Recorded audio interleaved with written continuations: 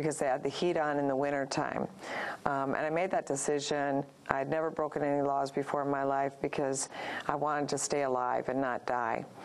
And it's been ever since that time, some 28 years ago, that I've been doing this kind of work, because I knew that if I could have died and nobody cared about what was happening to me, that had to have been happening to thousands of other people across the country.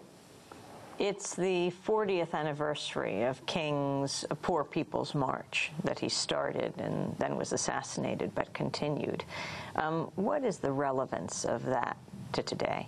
And were you inspired at all by that? Oh, our movement is very much trying to take up the baton where Dr. Martin Luther King left off.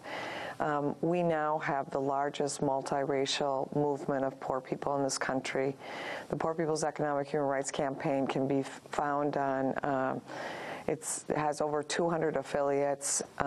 We have members like the Immokalee Farm Workers, to the Coalition to Protect Public Housing, to trailer park residents in Minnesota, to some of the largest Indian reservations, you name it. And we have one message, which is we're calling for the elimination of poverty in this country. Not the reduction, no more Band-Aids, not a bigger and better welfare system, but an elimination to the kind of conditions that we're faced with.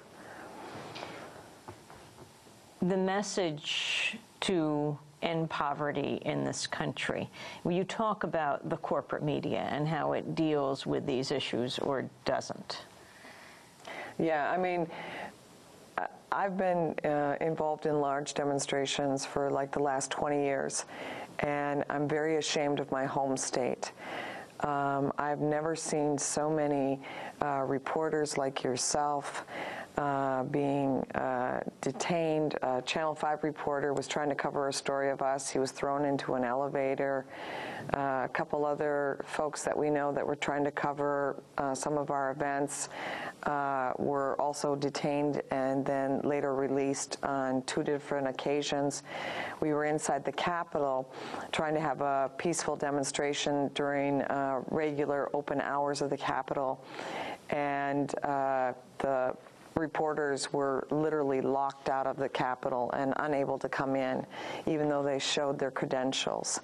And so I don't quite get what is so horrible about covering a story of women and children and the elderly and people of all colors trying to come together to talk about the day-to-day reality of their lives. You know, I was astounded when I talked to the St. Paul police chief yesterday, and you know, with the arrests, how is he instructing the press, the police to deal with the press, and how are we supposed to operate when we are trying to cover this and the police arrest us? And he said, you can embed yourselves with the police department. And you saw Rick Rowley, big noise filmmaker, in this piece. He's covering the riot police, and he sees there the Fox News reporter as they're pushing him away. She's in the midst of them, and he yells to her, "Are you embedded with the police?" She comes in and out with the police. Mm-hmm. Yeah, I mean, for us, that's no surprise when it comes to Fox News. But we're just absolutely outraged. And, you know, like my son said, Mom, when you get up this morning, don't read any of the papers. You know, don't even turn on the television, because regardless of the fact that poor people came together from all walks of life, every color, every age yesterday, regardless of being terrorized for actually the last month. We had 2 Bushvilles that were knocked down encampments. When we Bushvilles? Yeah, we set up encampments, particularly during the Republican National Convention, for some place for people to sleep, because we can't afford the W or the Hilton. And so people were staying at the Bushville. And our first Bushville that we set up on Harriet Island, The first night, we were surrounded by 200 police officers in riot gear. They turned on the sprinklers on our children while they were sleeping, turned off all the park lights, and drove their police vehicles up onto the lawn with their brights on. And myself and a couple of our other leaders were then arrested, and our Bushville was torn down.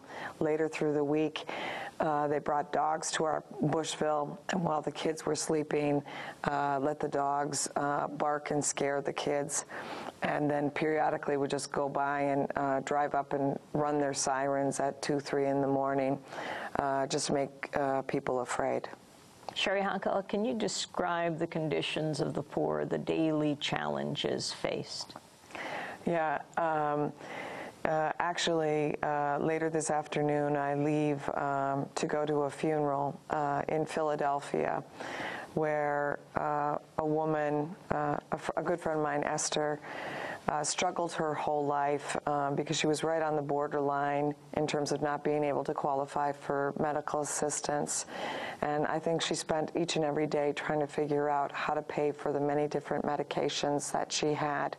So her whole life was about how does she get up every morning and figure out how to pull together, you know, that $80, $90 or whatever for one individual prescription after another. And these were in the last dying days of her life. People shouldn't have to live like this.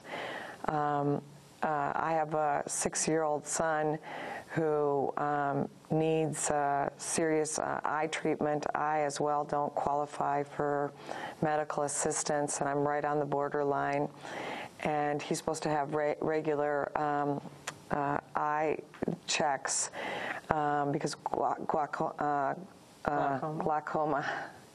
runs in my family, and he's stopped seeing out of his right eye. So I have no idea how we're going to cover those costs. My older son, who has now become a movie star,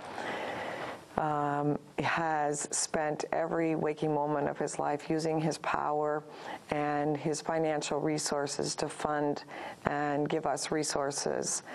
And, you know, as this movement continues to get larger, there's never enough money. But he's committed to helping to fund a movement that wants to eliminate poverty and homelessness. He's not interested in giving money to a charity.